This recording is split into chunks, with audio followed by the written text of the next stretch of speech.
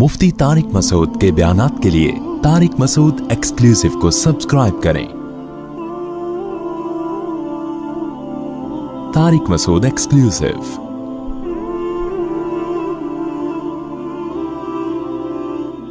उन्होंने फोन किया, मैं बता रहा हूं ना दीन में तहरीफें कैसे हो रही हैं। कोई भी मुफ्ती आजम बन के कुछ भी फतवा देता फिरे यार। तो कहते हैं एक घर लेना जायज है, बाकी घर लेना जायज नहीं है, क्योंकि एक घर आपकी बुनियादी जरूरत है, इसलिए सूदी कर्जा लेना जायज है। मैंने उनसे कहा, मेरे भाई इन मुफ्ती आजम साहब से पूछो कि ये बात तो ठीक है कि घर इंसान की बुनियादी जरूरत है, और बुनियादी जरूरत अगर कोई कर्जा बगैर सूद के ना दे रहा हो तो शदीद बुनियादी जरूरत में मजबूरी में बैंक से कर्जा लेने की भी गुंजाइश है, ये भी ठीक है। लेकिन ये कौन सी हदीस में है कि अपना घर होना बुनियादी जरूरत है? लोग रेंट पे जो रह रहे हैं, किराए पे रह रहे हैं, तो उनके लिए मोर्गेज पे जाती घर खरीदना जायज नहीं है। ये तो आपने फर्ज कर लिया कि जाती घर का होना। देखो इस्लाम ये मानता है कि रोड पे घर इंसान की बेसिक जरूरत है, लेकिन ये दीवार मेरी जाती हो, ये टाइल मेरी हो, ये लैट्रीन मेरा हो, ये नल का क्या हो, ये मेरा कहां से आपकी जरूरत आ गई? ये कौन सी हदीस में है? तो मैंने कहा भाई अगर आप किराया दे सकते हो, किराए के घर पे हलाल तरीके से रह के, तो आपके लिए मोर्गेज पे घर लेना जायज नहीं है। तो हवस को जरूरतें बनाया हुआ है। मैं कहता हूं ठीक है, आपके पास अल्लाह ने बहुत दिया, आप अपना घर खरीदो, मना नहीं कर रहे, इस्लाम मना नहीं कर रहा, लेकिन इसको बेसिक जरूरत मत समझो। ये ऐसे ही है जैसे अपनी गाड़ी होना इंसान की बुनियादी जरूरत। ओ भाई कन्वेंस का होना तो बुनियादी जरूरत है। इस जमाने में आपका ऑफिस अगर सदर में है तो पैदल नहीं जा सकते, एक ही दफा जाओगे, उसके बाद घर वापस। अब कोई क्या, पुराने जमाने में चूंकि इतने लंबे, जब मूसा अलैहिस्सलाम यहां से दूसरे मदियन पैदल चले गए थे, तो तुम पटेल पाड़ा पैदल क्यों नहीं जा सकते अपने ऑफिस में?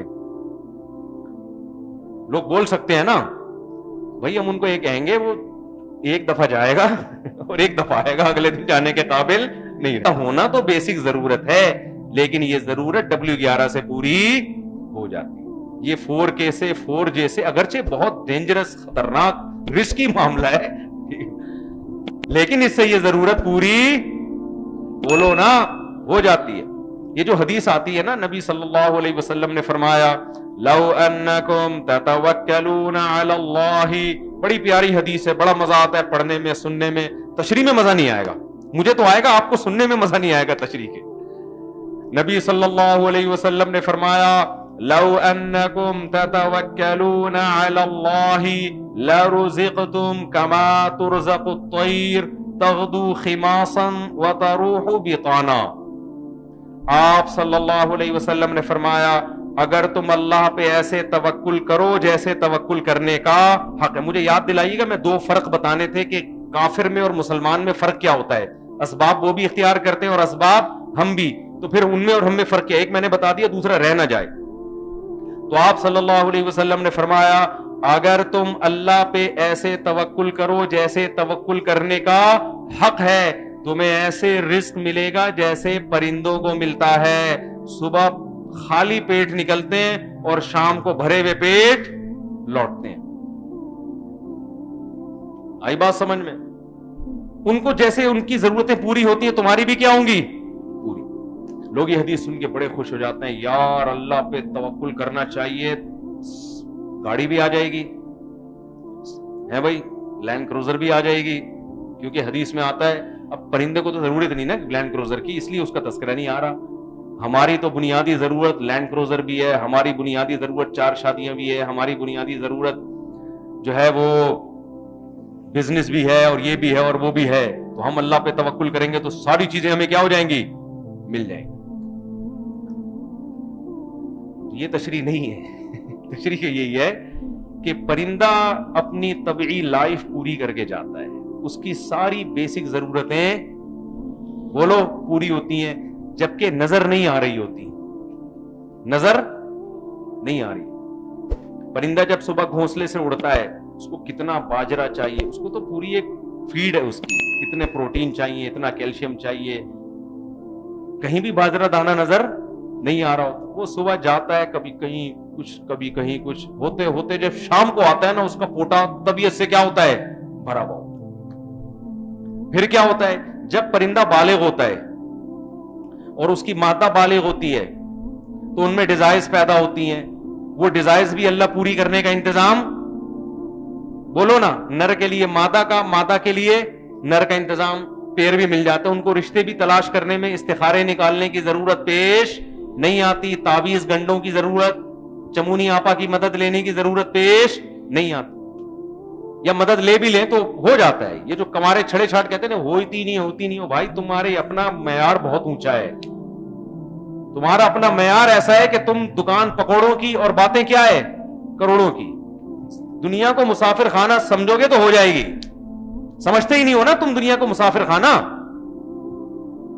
تو پرندوں کی پیئرنگ کا انتظام بھی کیا ہوتا ہے؟ ہو جاتا ہے۔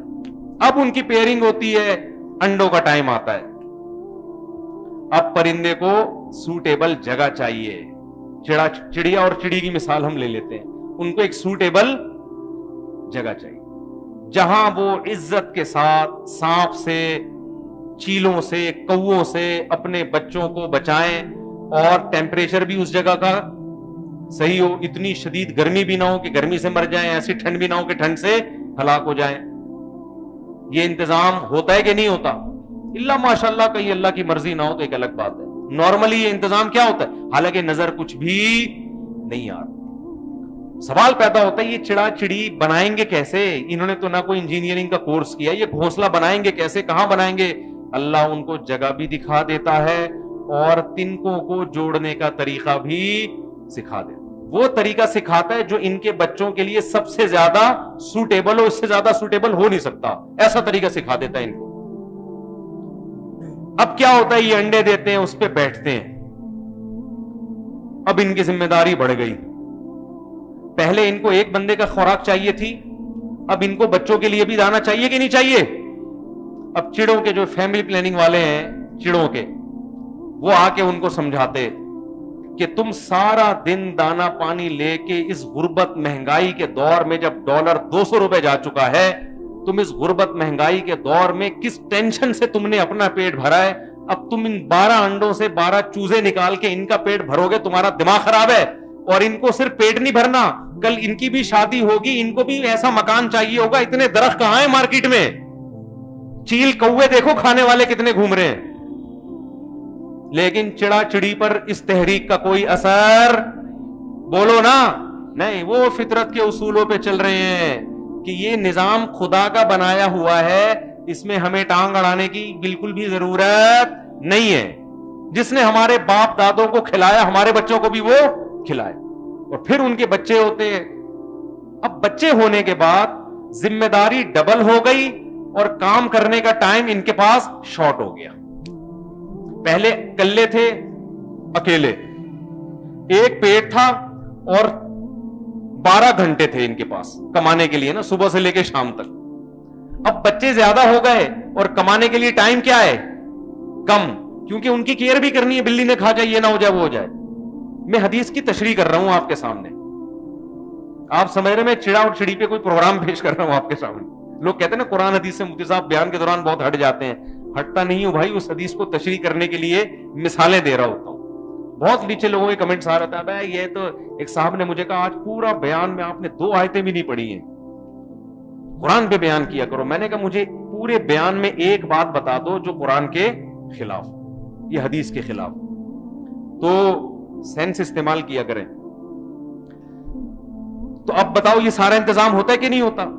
پھر وہ بچے بڑے ہوتے ہیں، ان کی شادیاں، پورا صدیوں سے سیٹ اپ چلتا ہوا آ رہا ہے۔ کوئی ناگہانی آفت آ جائے یا اللہ ہی ان کی نسل کو کنٹرول کرنے کے لیے ان کے اوپر چوہے چھپکلیاں مسلط کر دے تو الگ بات ہے، نارملی ایسا نہیں ہوتا۔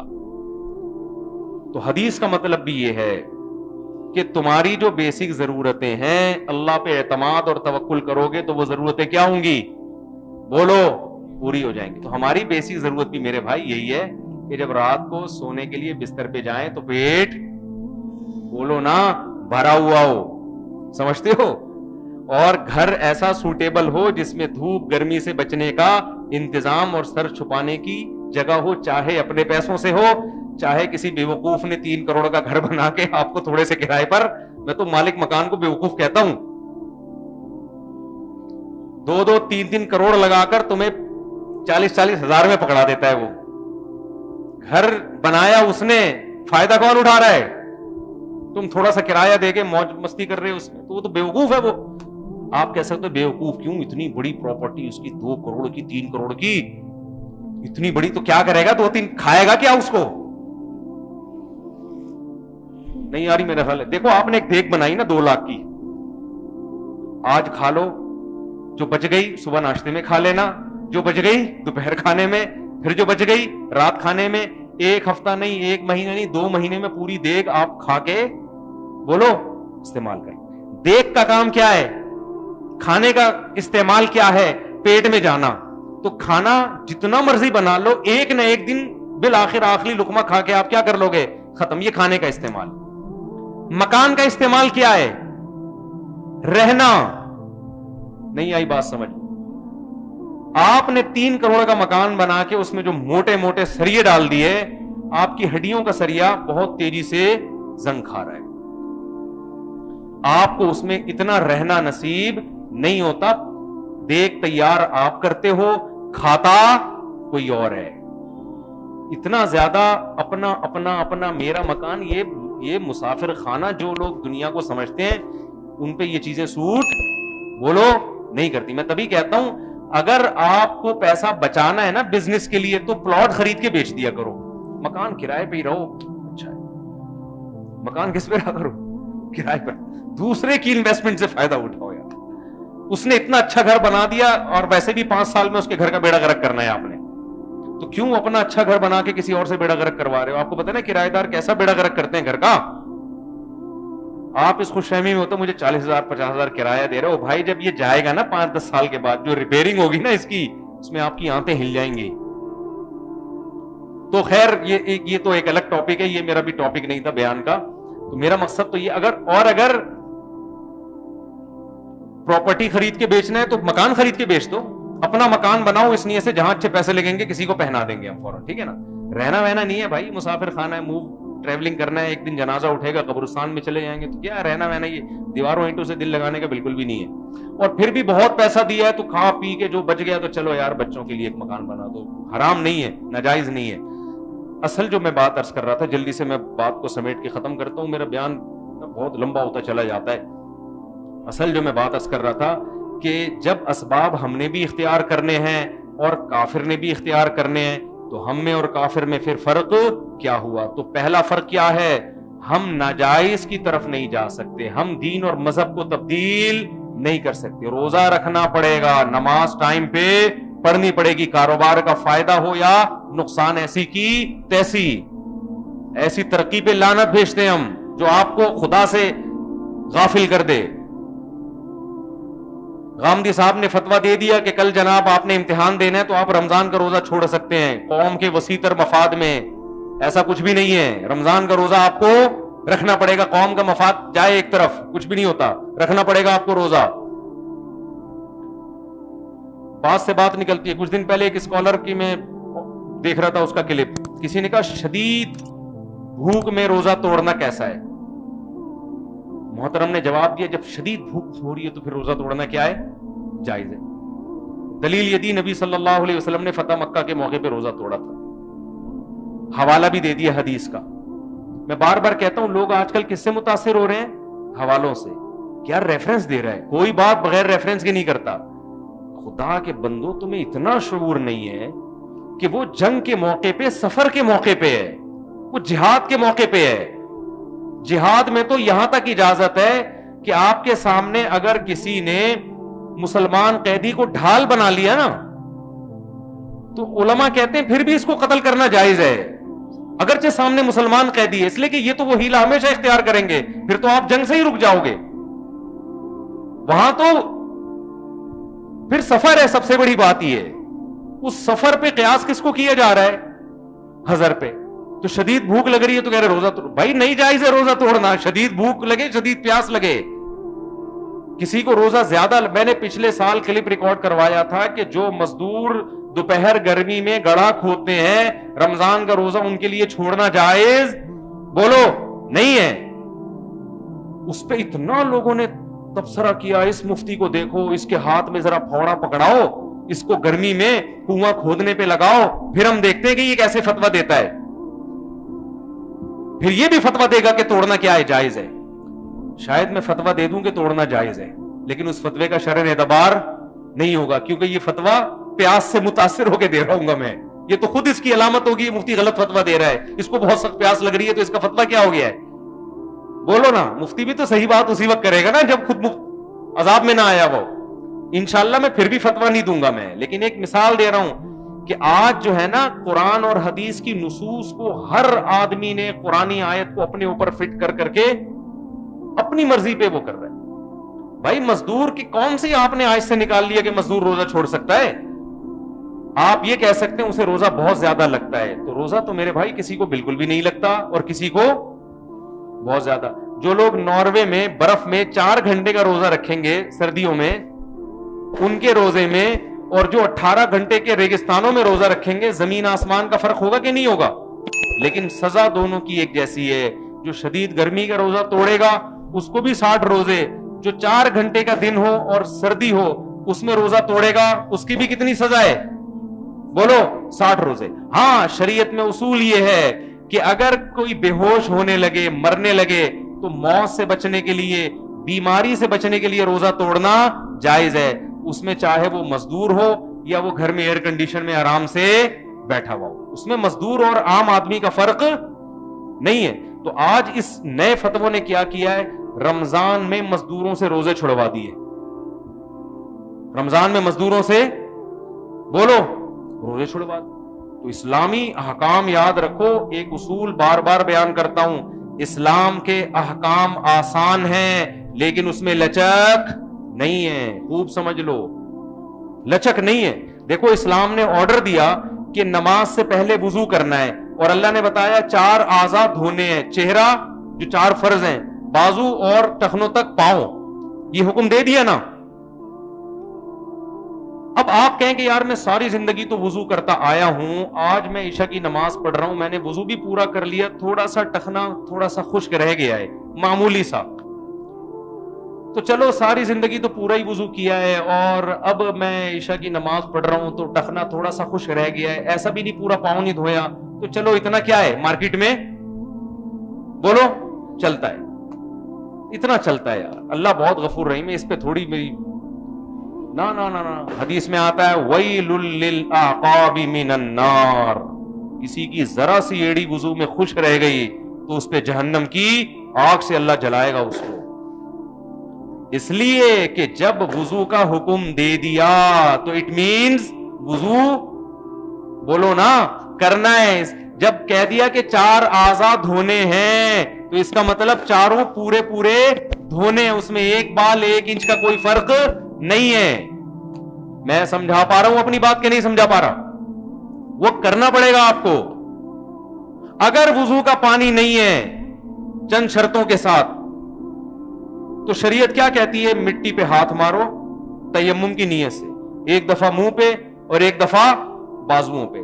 آپ پہ غسل فرض ہے نا، احتلام ہو گیا، نائٹ فال ہو گیا، گندگی میں لتڑے ہوئے ہیں، پانی نہیں ہے دھونے کے لیے، اسلام کہتا ہے غسل کی نیت سے آپ نے کیا کرنا ہے؟ 1 دفعہ ایسے ہاتھ مارنا ہے یوں، اور 1 دفعہ ایسے ہاتھ مارنا ہے بولو ایسے کیا، غسل کی نیت سے۔ اب آپ نماز پڑھ بھی سکتے ہیں اور پڑھا بھی سکتے ہیں۔ آپ نے کہا یار آپ یہ تیمم بھول گئے، یا 1 دفعہ یوں کیا آپ نے، یہ والا بھول گئے آپ، اور نماز پڑھ لی آپ نے۔ اب آپ کہہ رہے ہو یار ویسے بھی پانی تو ویسے ہی نہیں ہے، یہ 1 دفعہ یوں مارنا بھول گیا تو کیا ہو گیا اس سے ہوتا کیا ہے؟ یہ آپ بتاؤ، یہ ہاتھ یہاں پھیرنے سے کیا ہے؟ جراثیم مر جاتے ہیں یہاں پہ، یا یہاں کوئی الگ سے نور کی شعائیں کرنیں آنا شروع ہو جاتی ہیں، یا فرشتے یہاں آرام کرنے آ جاتے ہیں؟ مٹی ہی تو ہے نا، یوں کرنا ہے ہاتھ، اور پتھر پہ تو مٹی بھی نہیں ہوتی، بعض دفعہ تیمم ایسا ہوتا ہے کہ مٹی لگ بھی نہیں رہی ہوتی ہاتھ، تو صرف اتنا سر رہ گیا تو کیا ہو گیا؟ کوئی اسکالر اجازت دے گا کہ یار نماز آپ کی ہو گئی؟ بولو نا بھائی، کچھ بھی نہیں ہوا، یہ کرنے سے واقعی کچھ نہیں ہوتا، لیکن جب اسلام نے کہہ دیا تو اب بہت کچھ بولو ہوگا. اس سے میں یہ فلسفہ سمجھانا چاہ رہا ہوں کہ اسلام کے احکام آسان ہے. آسان کا مطلب کیا ہے؟ اللہ یہ بھی کہہ سکتے تھے ہر نماز میں نہا کے آؤ, مشکل ہو جاتی نا. اللہ یہ بھی کہہ سکتے تھے بازو کہاں تک دھو, یہاں تک دھونا, کتنی پرابلم ہو جاتی یار. اللہ نے کہا یہاں تک آستینیں چڑھانا بھی آسان ہوتا ہے. اللہ یہ بھی کہہ سکتے تھے پاؤں کہاں تک دھو, گھٹنوں تک. اللہ نے کہا ٹخنوں تک. یہ بہت آسان ہے. پھر اللہ یہ بھی کہہ سکتے تھے پانی نہیں ہے تو بھی پانی ہی سے وضو کرنا پڑے گا. کتنی ٹینشن ہوتی جنگلوں میں, ٹرینوں میں, یار آدمی کیا کرے, ایک مصیبت میں آ جاتا. کتنا آسان کر دیا. پانی نہیں ہے تو کیا کرو, مٹی ہر جگہ میں میسر ہوتی ہے. مٹی نہیں ہے جو مٹی کی جنس میں سے ہے, پتھر ہے, وہ بھی ٹھیک ہے.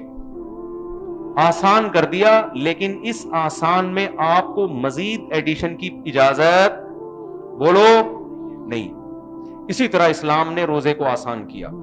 اللہ نے کہا جب رمضان کا مہینہ آئے تمہیں روزہ رکھنا پڑے گا. اللہ نے 2 آسانیاں کر دی. فمن کان منکم مریضا, بیماری میں چھوڑ سکتے ہو, اور سفر میں. تیسری اللہ نے اجازت نہیں دی کا مطلب پتہ ہے کیا ہے؟ تیسرا کوئی دنیا میں فرد نہیں ہے جس کو رمضان کا روزہ چھوڑنے یا توڑنے کی اجازت. تبھی فقہائے کرام چونکہ دین کو صحیح سمجھتے ہیں, اصول پڑھے ہوئے ہوتے ہیں, انہوں نے فقہا کہتے ہیں ایک دفعہ حضرت مولانا یوسف لدھیانوی شہید رحمت اللہ علیہ سے کسی مزدور نے مسئلہ پوچھا کہ میں بلوچستان میں کوئلے کی کان میں کام کرتا ہوں رمضان میں, اور میں رات میں یہ کام کر نہیں سکتا, دن میں چھوڑوں گا تو میری دہاڑی جائے گی, میرے گھر کا چولہا کیسے جلے گا, اور یہ کام مجھے کب کرنا ہے؟ رمضان میں بھی کرنا ہے کیونکہ دہاڑی چلی جائے گی میری. اس نے کہا کوئلے کی کان میں ایک دفعہ جانے کے بعد آدمی نکلتا ہے تو بدحواس ہو جاتا, اتنی شدید پیاس لگتی ہے. کیا میرے لیے روزہ چھوڑنا جائز ہے؟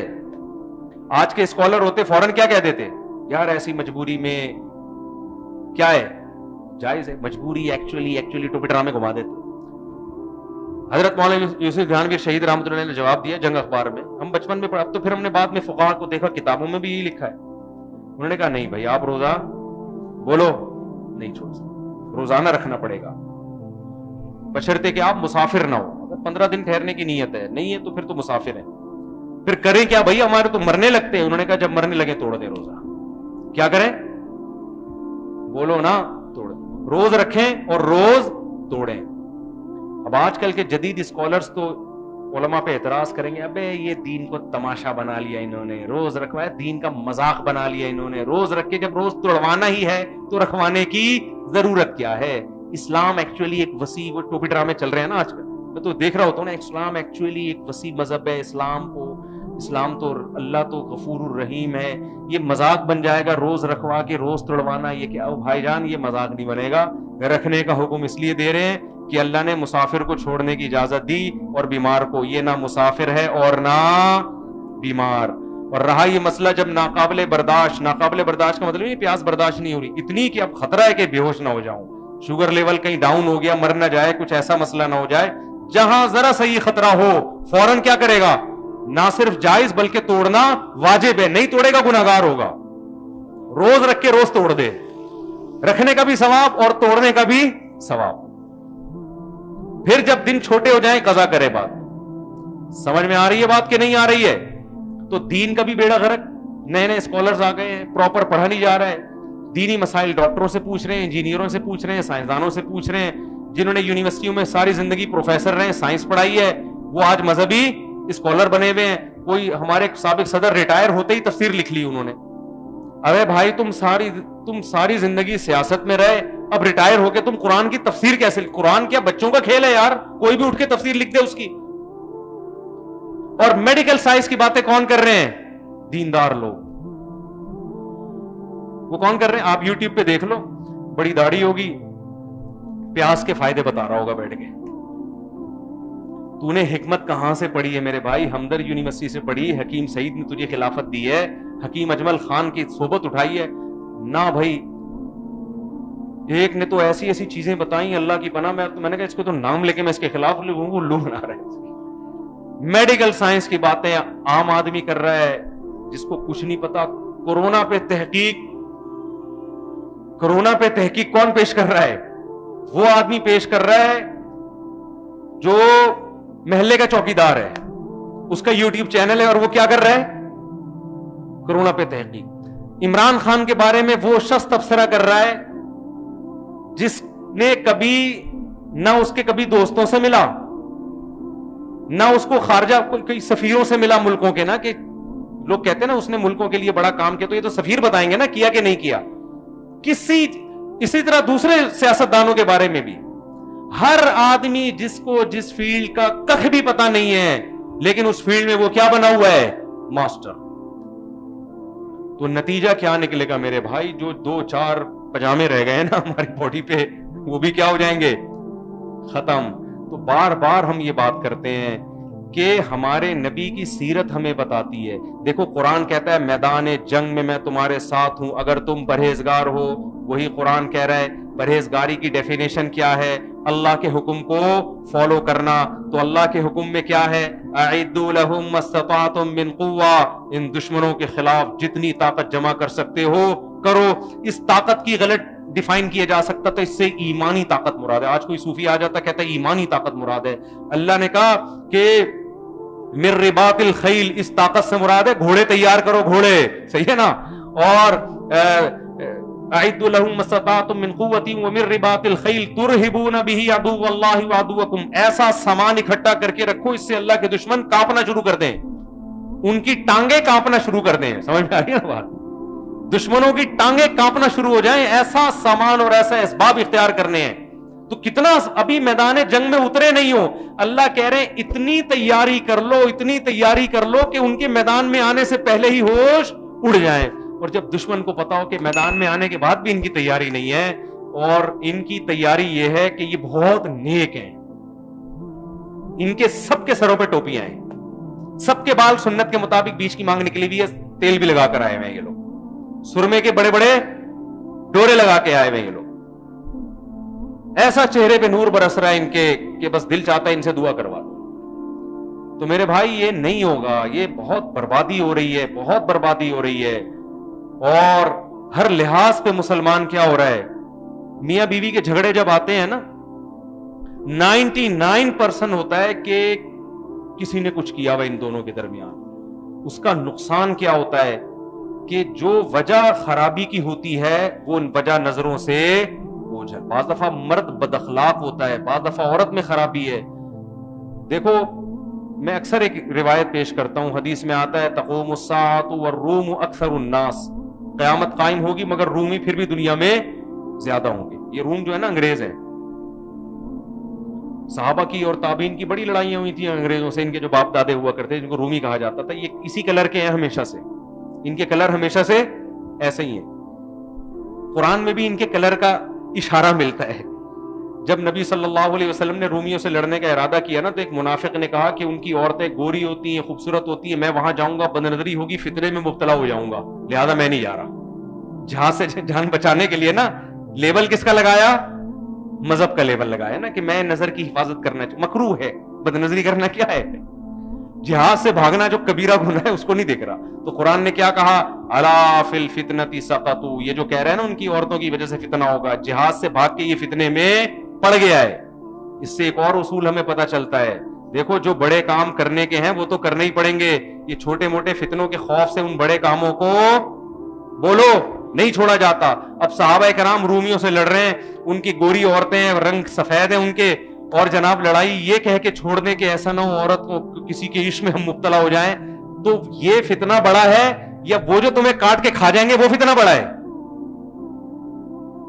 ایک صاحب مجھے کہنے لگے میں آفس میں جاب کرتا ہوں, وہاں لڑکیاں آتی ہیں, بدنے فتنے کا اندیشہ میں جاب چھوڑ رہا ہوں. میں نے کہا میرے بھائی جب تو گھر میں بھوکا ننگا سوئے گا نا, اور تیرے باپ کی طرف سے جو تجھے فتنہ ہوگا, اور جب تجھے چپت پڑے گی نا چاروں طرف سے, اور اگر شادی شدہ ہے تو تیری بیوی تھوڑے دن میں بھاگ جائے گی, جو ایک حلال راستہ تھا وہ بھی کیا ہو جائے گا, پھر فتنے ہی فتنے ہیں تیرے لیے. نہیں تو میں نے کہا آپ جاب تھوڑی چھوڑ سکتے ہو یار, اس فتنے سے بچنے کی کوشش کرو. کیسے کیسے دیکھیں مکھنچو ہے نا دنیا میں, ہر قسم کے مکھنچو سے ہمارا الحمدللہ رابطہ ہوتا ہے.